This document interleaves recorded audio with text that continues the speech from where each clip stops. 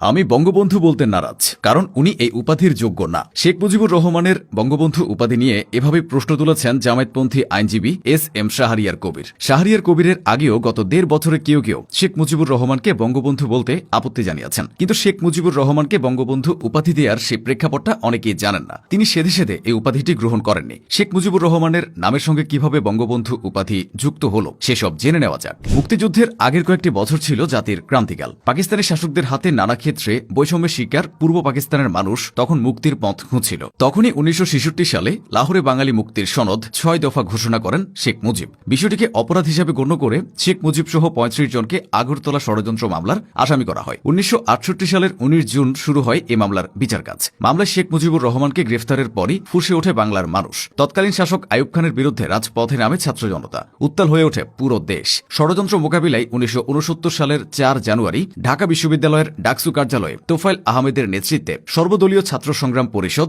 ১১ দফা কর্মসূচি ঘোষণা করে। আগরতলা ষড়যন্ত্র মামলার অন্যতম আসামি সার্জেন্ট জহুরুল হককে ১৫ ফেব্রুয়ারি ক্যান্টনমেন্টের অভ্যন্তরে নির্মমভাবে হত্যা করে সান্ধ্য আইন জারি করে সামরিক সরকার। কিন্তু এই সান্ধ্য আইন ভঙ্গ করে রাজপথে প্রতিবাদ মিছিল করে ছাত্র সমাজ। ১৮ ফেব্রুয়ারি পাকিস্তানি সেনারা রাজশাহী বিশ্ববিদ্যালয়ের শিক্ষক ড শামসুজ্জোহাকেও হত্যা করে। এই ঘটনার পর আইয়ুব খান আবার সান্ধ্য আইন জারি করেন। এর প্রতিবাদে ২০ ফেব্রুয়ারি মিছিলের নগরীতে পরিণত হয় ঢাকা। আইয়ুব খান তখন সান্ধ্য আইন প্রত্যাহার করে নেন। ২১ ফেব্রুয়ারি শহীদ দিবসে পল্টনে শেখ মুজিবুর রহমান সহ গ্রেফতার করা সব রাজবন্দীদের নিঃশর্ত মুক্তির দাবিতে ২৪ ঘণ্টার আলটিমেটাম দেয় সর্বদলীয় ছাত্র সংগ্রাম পরিষদ। আর ওই আলটিমেটামে বাধ্য হয়ে ২২ ফেব্রুয়ারি শেখ মুজিব সহ সব রাজবন্দীকে বিনা শর্তে মুক্তি দিতে বাধ্য হন আইয়ুব খান। আগরতলা ষড়যন্ত্র মামলায় কারাগার থেকে নিঃশর্ত মুক্তির পর ২৩ ফেব্রুয়ারি ছাত্র সংগ্রাম পরিষদের পক্ষ থেকে বঙ্গবন্ধু শেখ মুজিবকে রেসকোর্স ময়দানে, বর্তমানে সোহরাওয়ার্দী উদ্যানে গণসংবর্ধনা দেয়া হয়। সেখানে তৎকালীন ডাকসু ভিপি তোফায়েল আহমেদ শেখ মুজিবুর রহমানকে বঙ্গবন্ধু উপাধিতে ভূষিত করেন। উপস্থিত লাখ লাখ লোক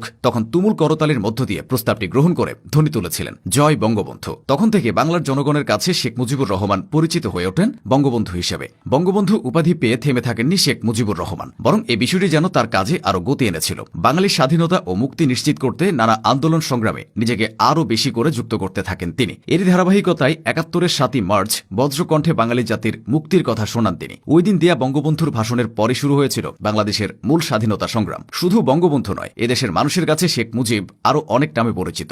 দেশের মানুষকে শাসকদের গোলামি থেকে মুক্ত করতে ও স্বাধীনতার চেতনা জাগাতে বঙ্গবন্ধু হেঁটে বেরিয়েছেন বাংলার পথে প্রান্তরে। দেখেছেন মানুষের কষ্ট, শুনেছেন যাতনার গল্প, একই সঙ্গে তাদের দেখিয়েছেন মুক্তির স্বপ্ন, করেছেন ঐক্যবদ্ধ।